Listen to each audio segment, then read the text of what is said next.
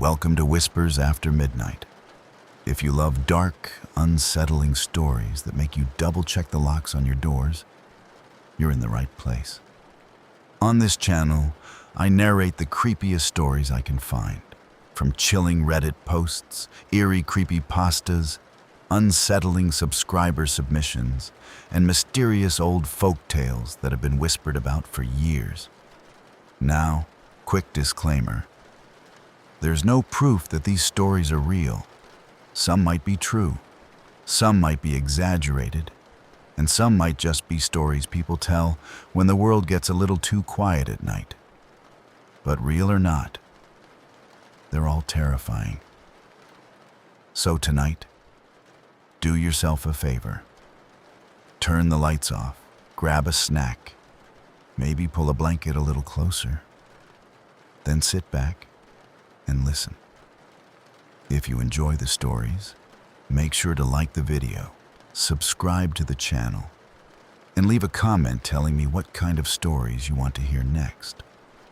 Your ideas might even become the next story featured on this channel, because around here, the best stories are the ones whispered after midnight.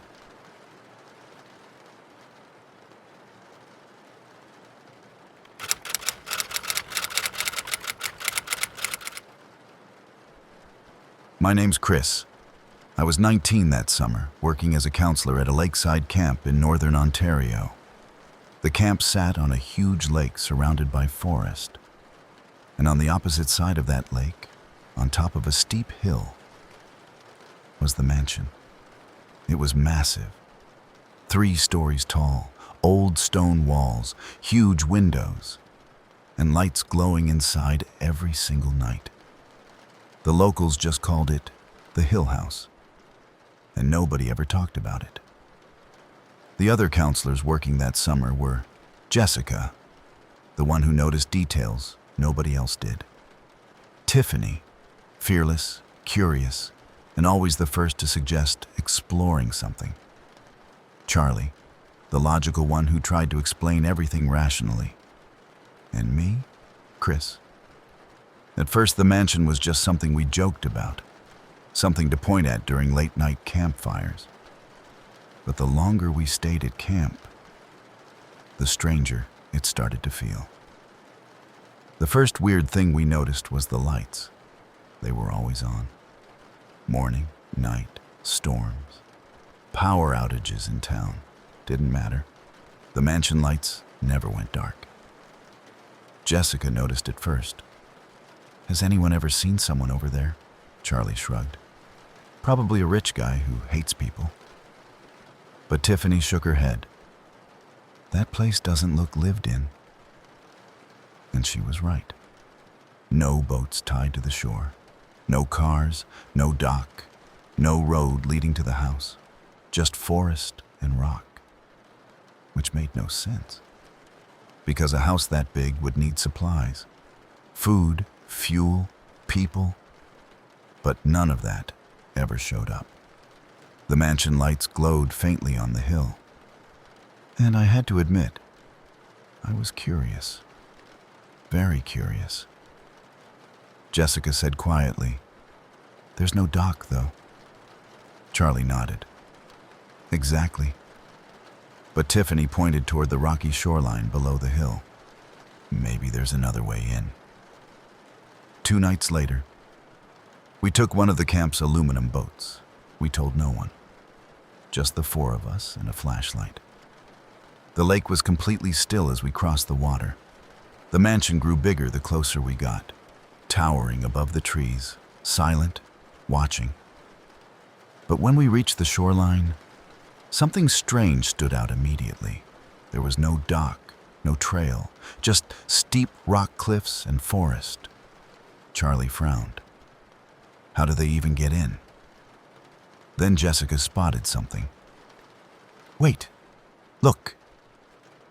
Half hidden behind vines was a dark opening in the rock wall. A cave. Tiffany crouched near the entrance. "You guys see this?" The cave wasn't dry. Water ran into it from the lake, like a tunnel. Charlie shined the flashlight inside. The beam stretched forward over water. The tunnel went deep into the rock. Chris whispered, "No way." Tiffany smiled. "This is how they get boats in." We slowly pushed the boat into the cave. The tunnel swallowed us in darkness. Water echoed against the stone walls. The deeper we went, the louder that strange humming sound became. Then we saw lights ahead, bright white lights reflecting off the water. The cave opened into something huge. An underground boat garage, concrete walls, metal walkways, and at least 6 black boats tied to a massive dock. Jessica whispered, "Oh my God." Charlie stared up at the ceiling. "This goes under the mansion." Parked beside the dock were several vehicles, black vans, no license plates, and a large steel staircase leading upward. Tiffany looked at us with a grin. "So, do we go inside?" But something about the place made my stomach drop. The silence, the machines humming somewhere deeper underground, and the fact that nobody was guarding any of it. Jessica said quietly, "This place is wrong." Charlie nodded. "Yeah, we should leave." But before we could untie the boat, we heard something above us. Footsteps, heavy ones, walking across the metal floor above the dock.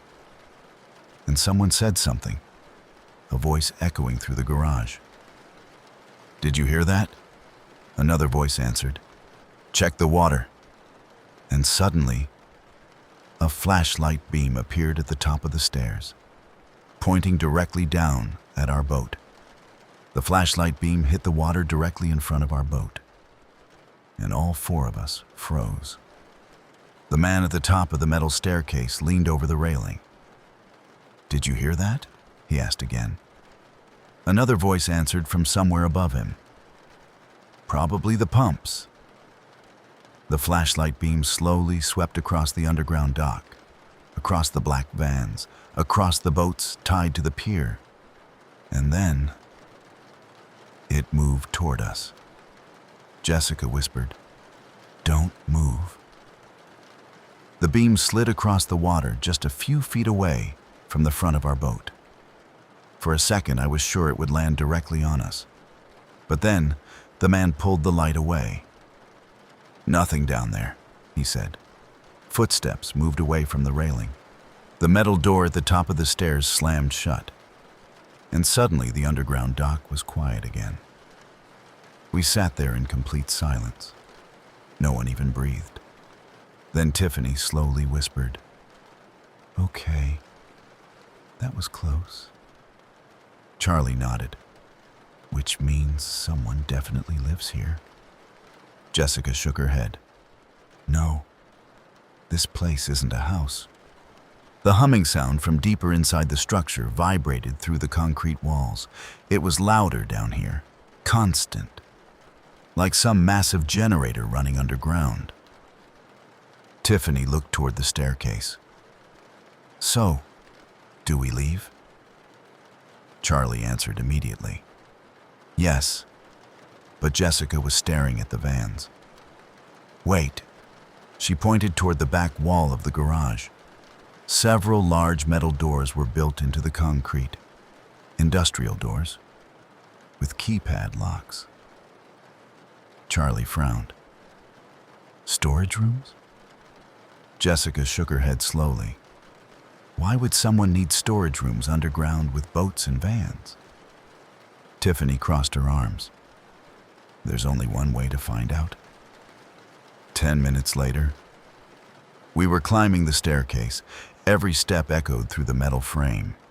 At the top was a thick steel door. Charlie slowly pushed it open, and what we stepped into was not what any of us expected. The mansion interior wasn't a mansion at all. No fancy rooms, no furniture. Just long concrete hallways with fluorescent lights. industrial doors lining the walls, security cameras in the corners, and the humming sound was even louder here. Jessica whispered, "This is some kind of facility." Charlie nodded slowly. "Yeah, definitely not a house." Tiffany pointed down the corridor. "Listen." Voices echoed faintly somewhere deeper inside. Men talking, footsteps. Jessica frowned. "We should go back." But then we heard something else. A sound coming from one of the metal doors nearby. A faint banging, like someone knocking. Charlie walked slowly toward the door, and then we heard it clearly. A voice. Weak. "Hello?" All four of us looked at each other. Jessica whispered, "Open it." Charlie pulled the handle. The door wasn't locked. And when it opened, the smell hit us first. Rotten food, sweat, and something metallic. Inside the room were several metal cages, and sitting inside them were people. At least 15 of them, men and women. Some teenagers, all thin, dirty, terrified. One of them stepped toward the bars. "You're not with them?" Jessica shook her head quickly. "No." "What is this place?" The man swallowed. "They bring people here." Charlie's voice went tight. "For what?" The man looked down the hallway nervously. "They run experiments." My stomach dropped. Jessica whispered, "How long have you been here?" 3 weeks. Another prisoner spoke up. "They take people upstairs every night." Tiffany looked at us. "We have to get them out." Charlie nodded. "Now." We started opening the cages. The locks were cheap padlocks. A heavy metal pipe from the corner smashed them open easily. One by one, the prisoners stumbled out. Weak, barely able to walk, but alive. Then the hallway alarm suddenly started screaming. Red lights flashed across the ceiling. Charlie froze. "Oh, no." Footsteps echoed down the corridor. Running, voices shouting. "Intruders!" Tiffany grabbed the pipe again. Too late now. 3 men came around the corner first, lab coats, but they were carrying guns. The moment they saw us, everything exploded. Charlie shoved one of the prisoners behind him. Jessica screamed, "Get down!" The first gunshot echoed through the hallway. Tiffany swung the metal pipe and knocked the closest man to the floor. Charlie tackled another into the wall. The gun skidded across the floor toward me. I grabbed it. My hands were shaking. The third man raised his weapon. I pulled the trigger. The deafening crack echoed through the corridor. The man dropped.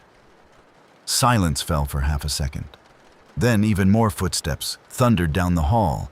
Jessica shouted, "We need the phone!" Charlie pointed toward a door at the end of the hallway. "Office!"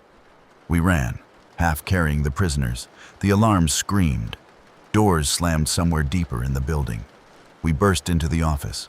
A large wooden desk sat in the center, and sitting on it, a landline phone. Charlie grabbed it immediately. He dialed. The line rang. Then someone answered. "County Police." Charlie spoke faster than I've ever heard anyone talk. "There's a mansion across Lake Ravenwood.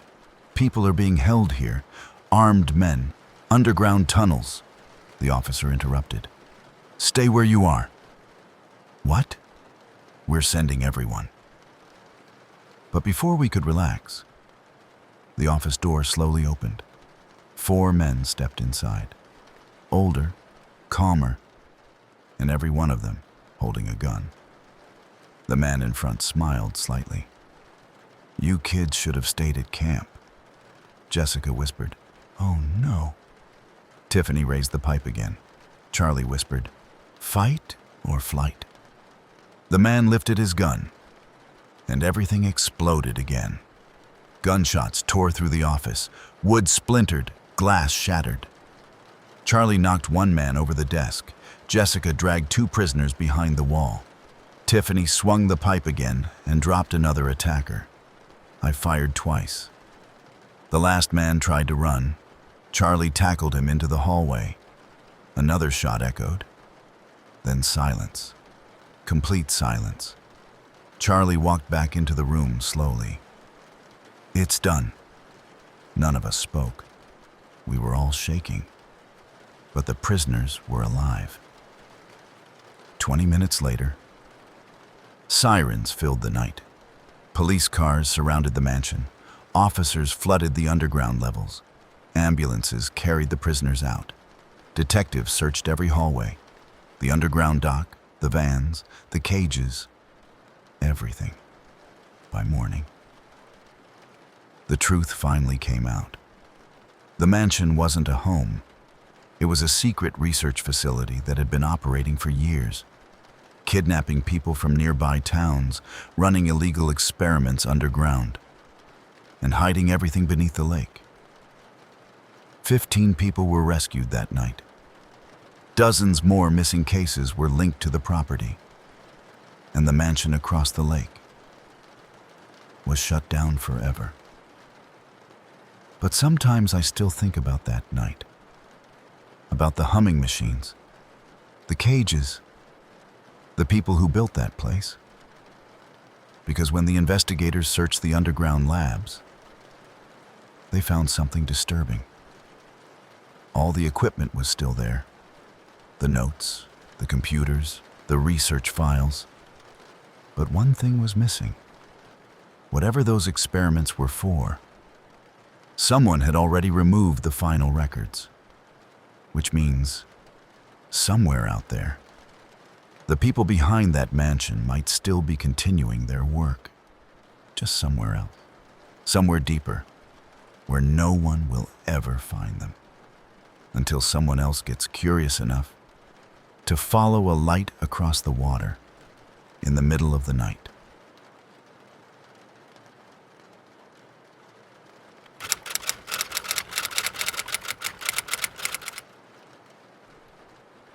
It was July 2005. We were all around 20 years old.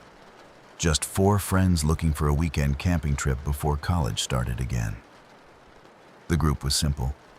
Billy, the one who planned the trip. Luke, the guy who thought every dangerous idea sounded fun. Kyle, the cautious one who always packed way more gear than necessary. And Sarah, Billy's girlfriend, and honestly the only responsible one in the group. We lived near Calgary, but we wanted somewhere remote, somewhere with no crowds. So Billy suggested a place deep in the foothills of the Rockies, a valley hikers barely used anymore. No campgrounds, no marked sites, just wilderness. At the time, that sounded perfect.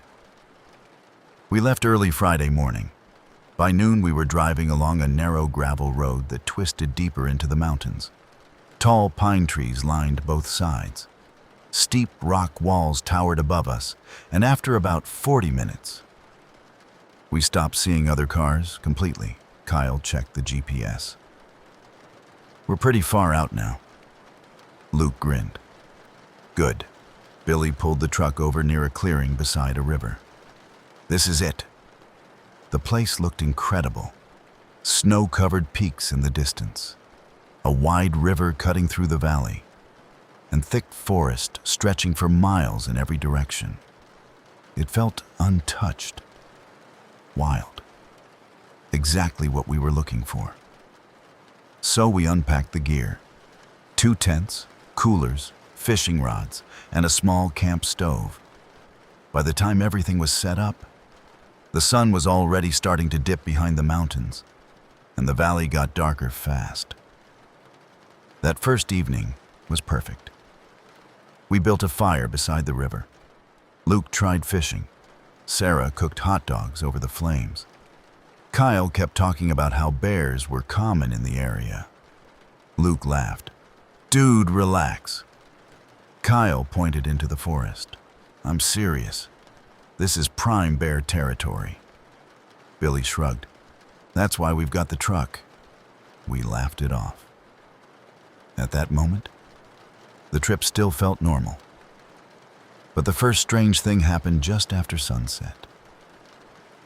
Sarah noticed it first. She was staring up the slope behind our campsite. Do you guys see that? We all looked. About halfway up the tree line, something moved. At first I thought it was a deer, but whatever it was standing upright, completely still. Luke squinted. Probably a tree stump. But then it moved again, slowly stepping between two trees, and disappeared. Kyle frowned. That was weird. Billy shrugged. Probably a hiker. But that explanation didn't make sense, because the nearest trail was miles away, and we hadn't seen a single person all day. The fire burned low as night settled over the valley. Mountains blocked sunlight early. By 9 p.m., it was already pitch black outside the ring of firelight. The river rushed beside us. Wind moved through the trees, and every once in a while, we heard something else. A branch snapping somewhere in the forest. Luke finally said it. You hear that? Kyle nodded. Yeah. Another crack echoed through the trees. Then silence. Sarah looked uneasy. Probably animals. Billy tossed another log on the fire. Yeah. But I noticed something strange. The sounds always came from the same direction. Up the hill. From where we saw that figure earlier. Around midnight, we decided to turn in. The fire burned down to glowing coals. Kyle and Luke took one tent. Billy and Sarah took the other. I lay there staring at the nylon ceiling of the tent, listening to the forest outside.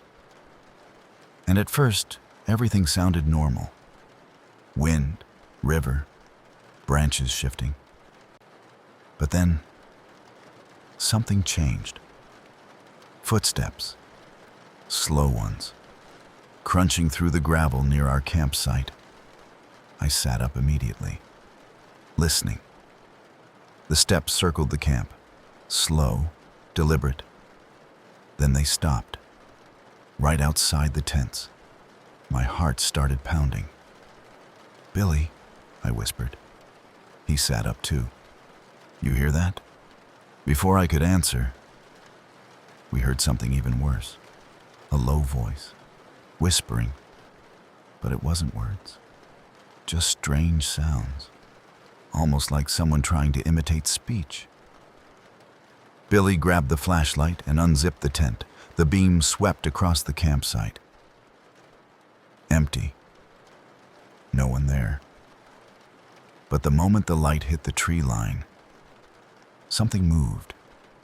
Fast, too fast, like someone sprinting between the trees. Billy whispered, "What the hell was that?" The next morning, we told the others. Luke thought it was hilarious.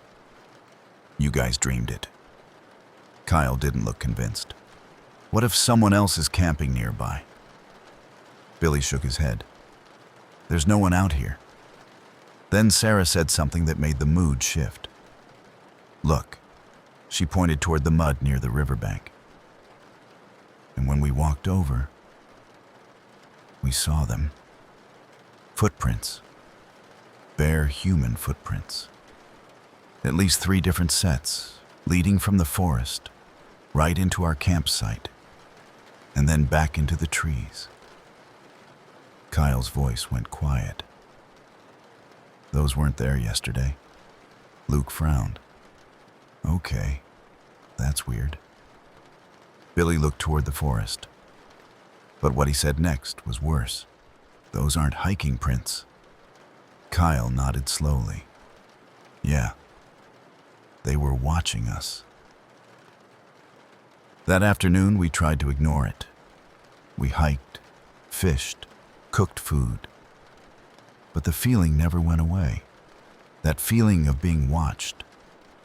And just before sunset, we saw them again.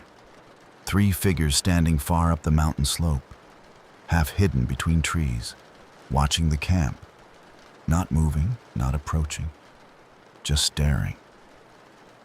Luke whispered, "You guys see them too, right?"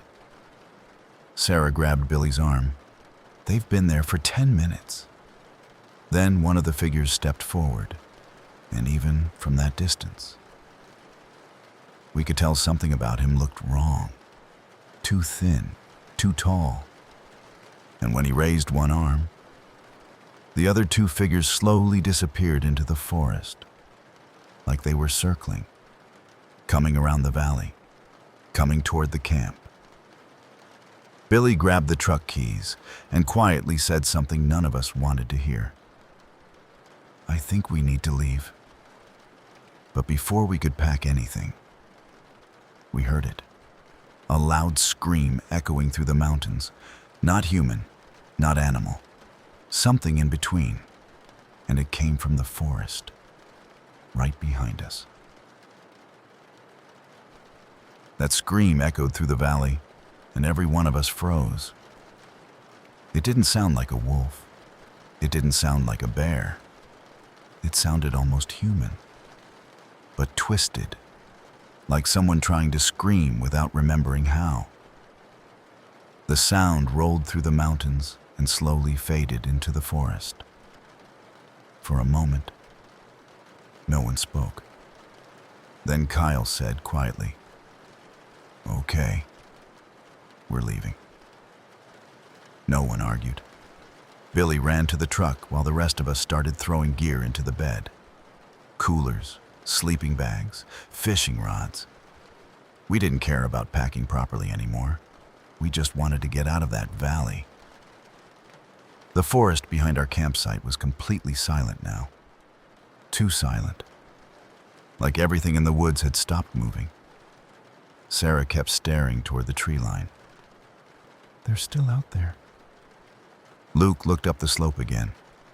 The 3 figures we saw earlier were gone, but somehow that made it worse. Because now we had no idea where they were. Billy jumped into the driver's seat and turned the key. The truck made a single clicking sound. Then nothing. Billy tried again. Click. Nothing. Kyle's voice got tight. "Tell me you're kidding." Billy shook his head. "The battery's dead." "That's impossible," Luke said. "We just drove here." Billy popped the hood and jumped out. "Maybe a loose cable." The rest of us stood there scanning the tree line. Every shadow between the trees suddenly looked like someone standing there, watching, waiting. Then Sarah whispered, "Guys." We all turned. She was pointing at the mud near the truck. More footprints, bare ones, and they were fresh, leading right up to the vehicle. Kyle crouched down. "They've been here." Billy slammed the hood shut. "They cut something." "What?" "The battery cable." A cold feeling settled over all of us. Someone hadn't just been watching us. They had walked into our campsite while we were gone and disabled the truck. Luke grabbed the hatchet from the camping gear. "So what do we do?" Kyle looked toward the mountains. "We hike out." Billy shook his head. "It's 20 kilometers back to the main road. And it'll be dark in an hour." No one liked that option, not after what we'd seen. Then we heard it again. Movement in the trees. Slow footsteps, crunching through leaves. But this time, it wasn't just one direction. The sounds were coming from multiple sides of the valley. Sarah whispered, "They're surrounding us." Billy made a decision instantly. "Grab what you can carry." "Where are we going?" Luke asked. Billy pointed up the mountain. "Higher ground." We left everything behind. Tents, coolers, most of our gear. All we took were flashlights, a backpack, and Luke's hatchet. The climb up the slope was steep and rocky, and the entire time we could hear movement below us. Branches snapping, footsteps, sometimes quick, sometimes slow, but always following. Kyle whispered, "How many do you think there are?" No one answered, because none of us wanted to guess. After about 20 minutes of climbing, we reached a narrow ridge.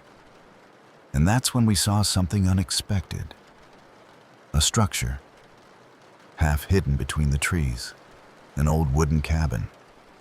The roof was partially collapsed, the walls weathered gray with age, but it was definitely a building. Luke frowned. "There's a cabin up here?" Billy shook his head. "That wasn't on any map." Kyle looked uneasy. "Still better than the open woods." We approached slowly. The door hung half open, and the inside smelled like damp wood and smoke. Someone had been using it recently.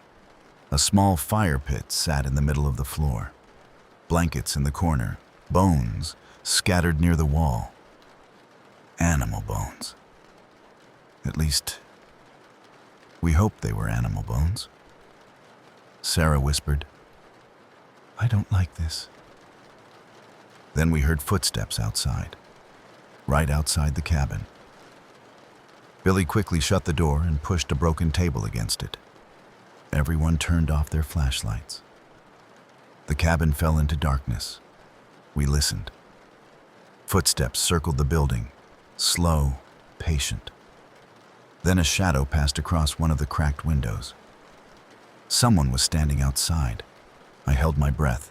Another shadow joined it. Then another. At least 3 figures.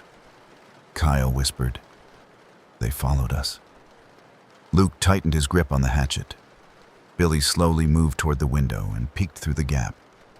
He froze, then whispered something that made my stomach drop.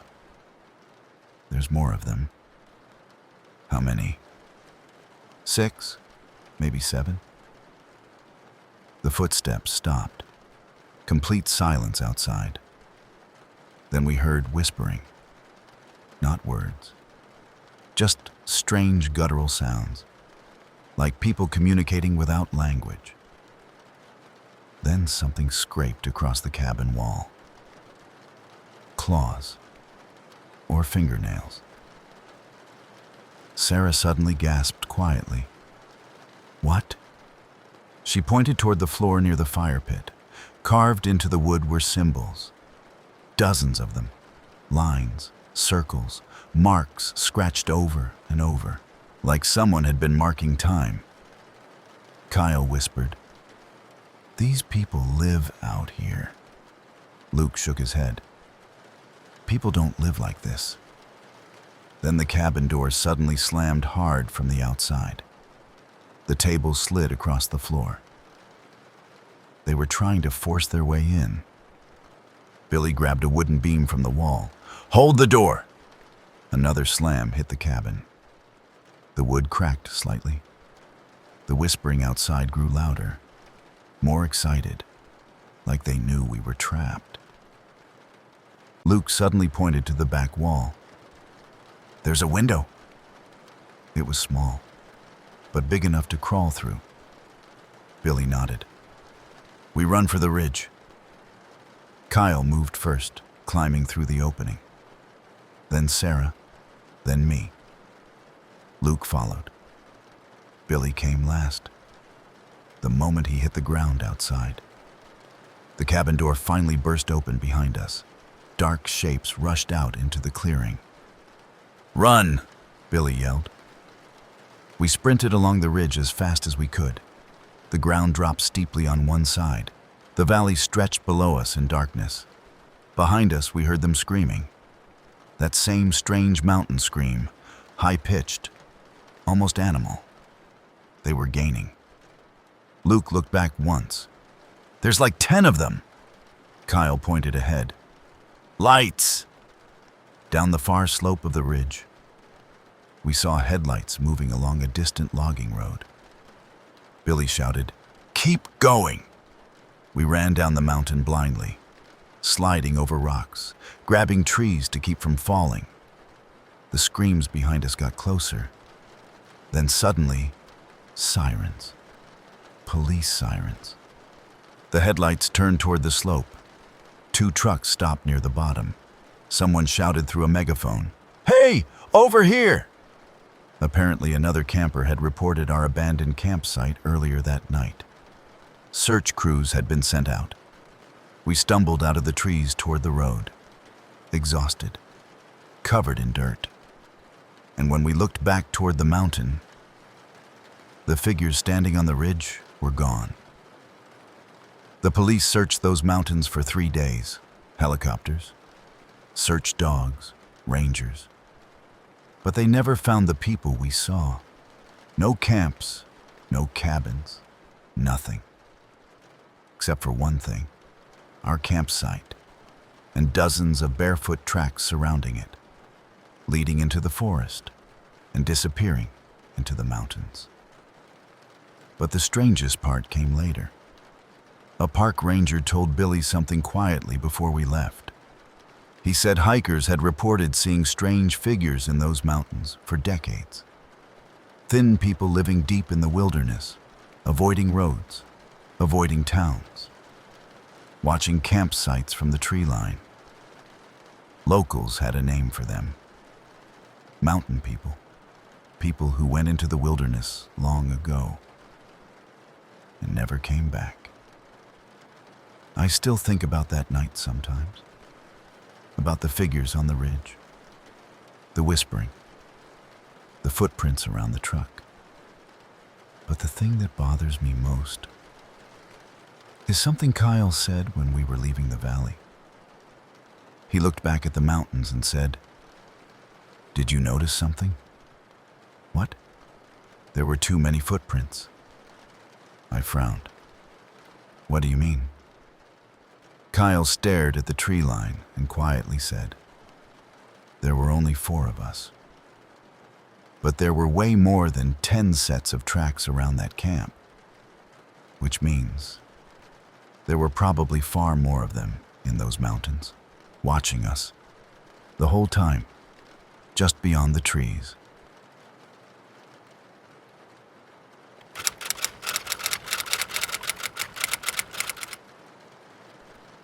If you've ever worked at a summer camp, you know the woods feel different at night.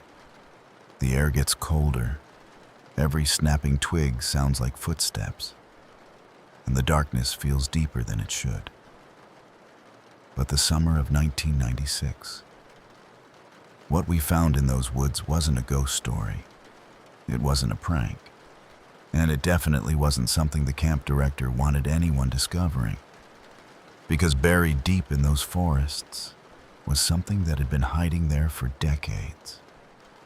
And the night we found it, we realized something terrifying. They already knew we were coming. My name's Matt Calder. I was 18 years old that summer. It was my first job as a counselor at Camp Ravenwood, a massive summer camp tucked deep in the forests of upstate New York. The camp sat beside a long, narrow lake surrounded by miles of dense woods. And I mean miles. If you hiked far enough north, you could walk for hours without seeing a road or another person. That was part of the appeal. Parents loved the isolation. But the locals always said something strange about those woods. They said parts of the forest were better left alone. At the time, I thought that was just small-town superstition. Looking back, I wish I'd listened. The other counselors were all around my age. Kyle Mercer, the loud, fearless type who loved pushing boundaries. Jordan Hayes, the responsible one everyone trusted. Samir Patel, quiet, observant, and way smarter than the rest of us.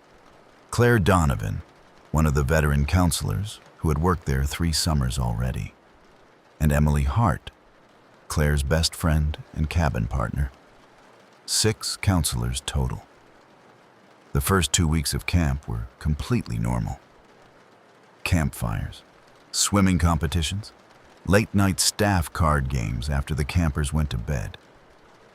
But on the 3rd week, something strange happened, and none of us understood it at the time. During orientation, the camp director gave us a map of the hiking trails. There were dozens of them. But one trail had a thick red line drawn across it. The label read, "Black Hollow Trail, closed." Naturally, Kyle noticed immediately. "Why's that one closed?" The director didn't hesitate. "Unsafe terrain." Kyle raised an eyebrow. "What kind of terrain?" The director just shook his head. "Steep ravines." Then he said something that stuck with me. "If you're leading a hike, turn around before that trail." No explanation, no story, just a rule. At the time, we shrugged it off. But the weird part? The trail sign itself was still standing, which meant someone had intentionally left it there. About 10 days later, I was leading a hiking group with Jordan and a dozen campers. We were walking the northern trail loop. Eventually, the path split. One direction went back toward the lake. The other continued deeper into the forest. And right there at the fork was the sign. Black Hollow Trail. But someone had scratched something into the wood beneath it. 3 deep lines forming a triangle, almost like a symbol. Jordan noticed it too. "You see that?" I nodded. "Probably campers messing around." But Jordan looked uneasy. "Maybe." As we turned back toward camp, I could have sworn I smelled something strange. Smoke. Wood smoke. Which made no sense, because there were no campsites anywhere past that trail. 3 nights later, we heard the chanting. At first, I thought I was dreaming. A low, rhythmic sound drifting through the trees. Not singing, not yelling. Something slower, like a chant. Kyle burst into our staff cabin. "You guys hear that?" Jordan sat up immediately. "What is that?" We stepped outside. The forest was dark and quiet except for one thing. That chanting, echoing faintly through the woods, coming from the north, coming from Black Hollow. Samir whispered, "That's not campers." Kyle grinned. "Guess we're finding out." Claire shook her head instantly. "Absolutely not." But Emily was already curious. "It might just be other hikers."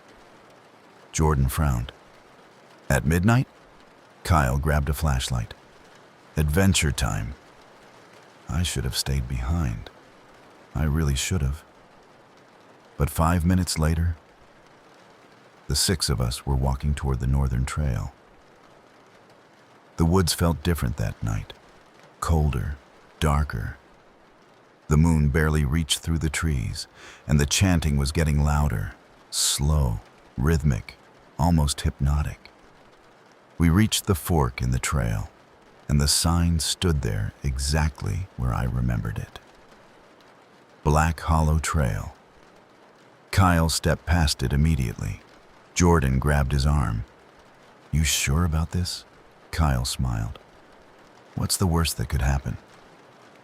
Then he walked into the trees, and we followed. The deeper we went, the quieter the forest got. No crickets, no birds, just the chanting, and the smell of smoke again. Eventually, the trail disappeared completely.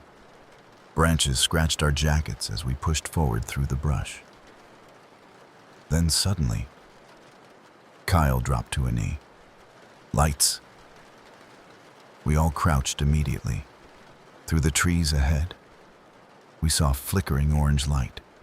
"Firelight," Jordan whispered. "That's a big fire." But when we got closer, we realized something worse. It wasn't just a fire. It was a bonfire. Huge. At least 15 feet wide. And standing around it were people. A lot of people, all wearing dark robes with long hoods, their faces hidden.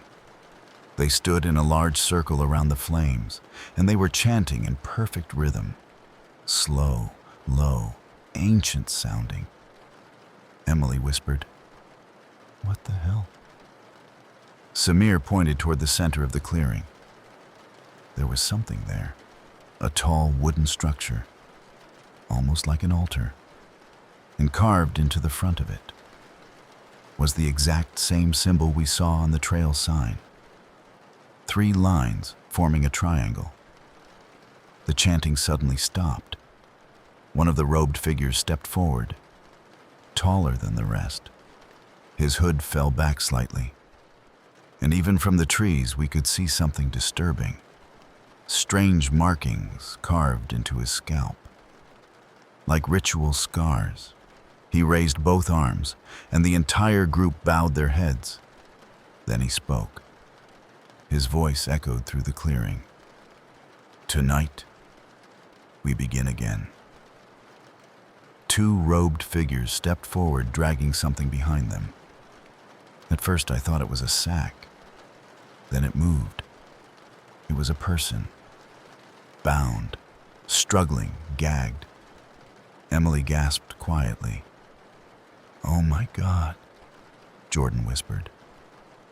"We need to leave." Kyle nodded immediately.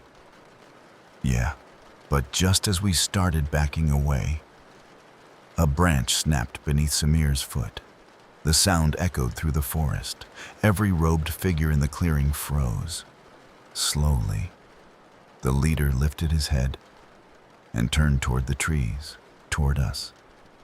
Then something even worse happened. He smiled and calmly said, "Welcome, counselors." Every single cult member turned and began walking toward the forest, toward us. When the cult leader said those 2 words, "Welcome, counselors," my blood went cold, because that meant one thing.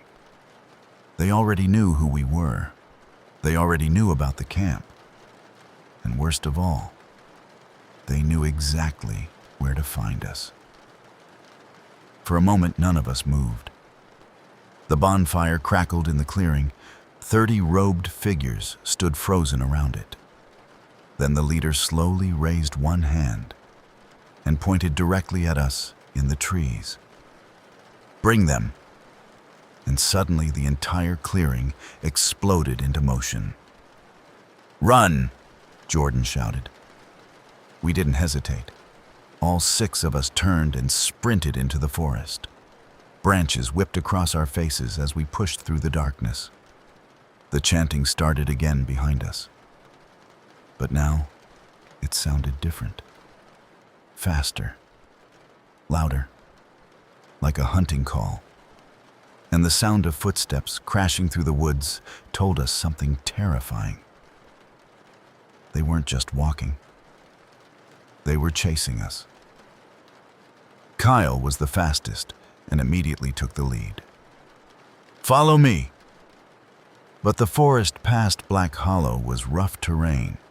Steep slopes, loose rocks, thick roots everywhere. The perfect place to trip and break something. Behind us we heard voices shouting, not chanting anymore, actual words. "Don't let them escape!" My chest tightened. They weren't just trying to scare us. They wanted to catch us.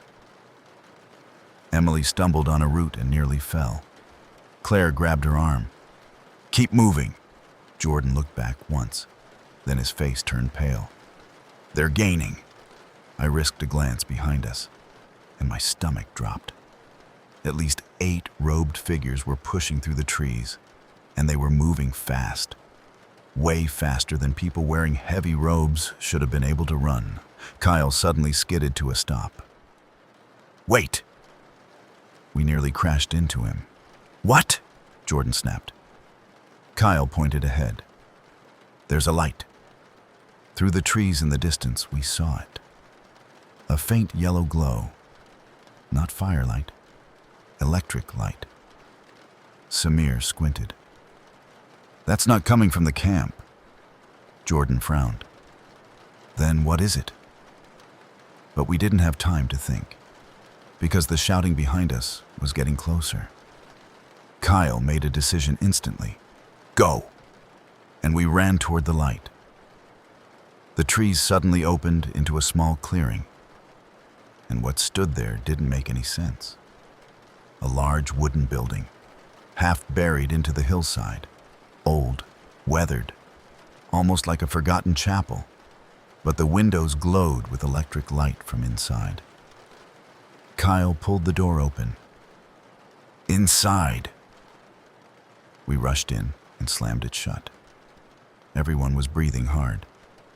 The inside of the building looked even stranger. Wooden pews lined the room, like a church, but the walls were covered in strange carved symbols, triangles, circles, marks cut deep into the wood. Samir whispered, "This isn't a church." Jordan nodded slowly. "It's where they meet." Then we heard something outside, footsteps. Kyle grabbed a heavy wooden chair and jammed it under the door handle. "Hold it shut." The footsteps stopped just outside.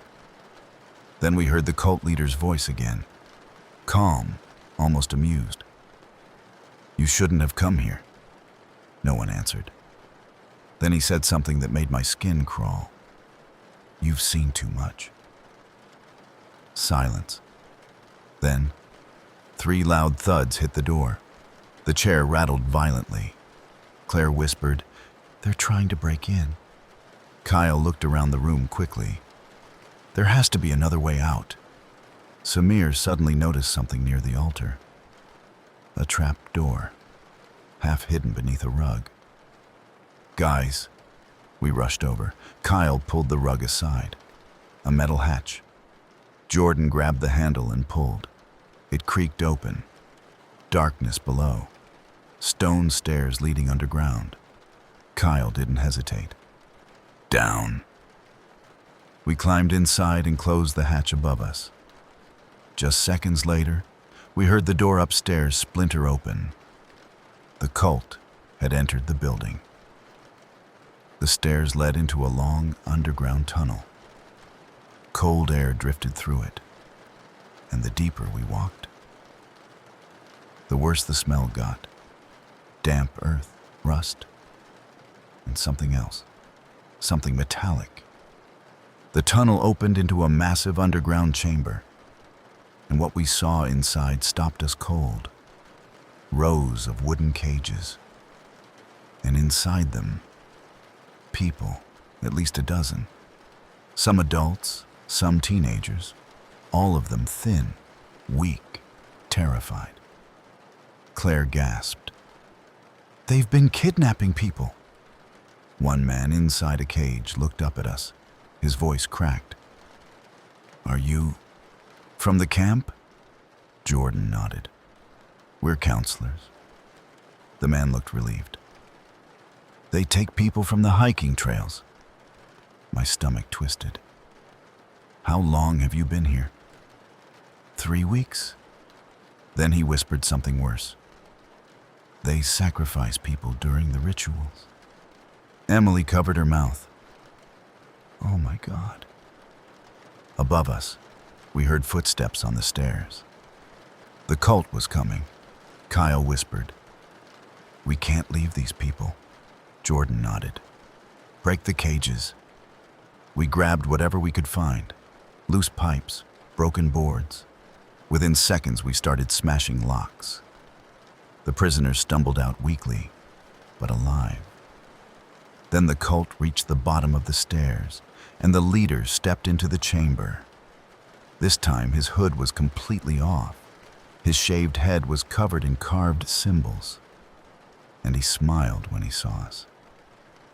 "You chose the wrong night to explore." Behind him stood at least 10 cult members. Jordan whispered, "Get the prisoners behind us." Kyle gripped the metal pipe. "Guess we're doing this." The fight was chaos. Kyle swung first and knocked one cult member to the ground. Jordan tackled another. I shoved one into a cage. Claire and Emily helped the prisoners move toward the tunnel. But the cult kept coming. More of them poured down the stairs. Samir suddenly shouted, "The lights!" He pointed to a generator near the wall. Jordan ran to it and smashed the switch. The entire chamber plunged into darkness. People screamed. Footsteps scrambled. And in the confusion, we ran. The tunnel seemed endless. But eventually we saw moonlight ahead, an exit hidden in the forest hillside. We burst out into the night air, and for the first time all night, we heard something beautiful. Sirens, police sirens. Apparently other campers had heard the chanting and called for help. Within minutes, patrol cars flooded the forest roads. Officers ran into the woods with flashlights. And the cult finally had nowhere left to run. By sunrise, the entire compound had been discovered. The underground chambers, the cages, the ritual site in the clearing, everything. Police arrested 27 cult members that morning. And the leader had been operating there since the early 1970s, for over 25 years, using the forest as cover, using the hiking trails to find victims. The town shut down Black Hollow permanently after that. The trail signs were removed. The forest beyond it was closed off forever. But the part that still bothers me is something one of the detectives told us later. When they searched the underground chamber, they found old journals, records, and names. Hundreds of them. People who had gone missing in those woods over decades. Far more than the prisoners we saved. Which means one thing. For years, people had disappeared in that forest, and nobody ever realized. There was a cult living just a few miles away, right next to a summer camp full of kids. And sometimes I still think about that night, about the chanting, the fire, the way the cult leader smiled when he saw us. Because before the police took him away, he said one last thing, something that still keeps me awake sometimes. He looked straight at us and whispered, "Another circle will rise, somewhere in another forest, waiting."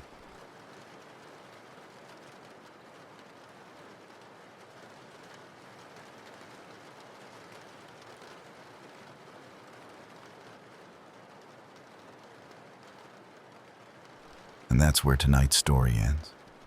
I hope you enjoyed the video and the story we shared tonight on Whispers After Midnight. Just remember, the internet has a lot of dark corners. And the dark web is one place you definitely shouldn't mess around with, unless you're ready to find things you can't unsee. If you liked this story, make sure to like the video and subscribe so you don't miss the next one.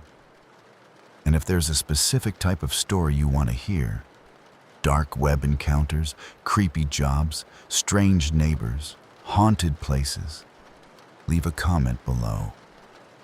Your idea might become the next story featured on the channel. Thanks for listening. And until next time, stay safe, stay curious, and remember, the best stories are always told after midnight.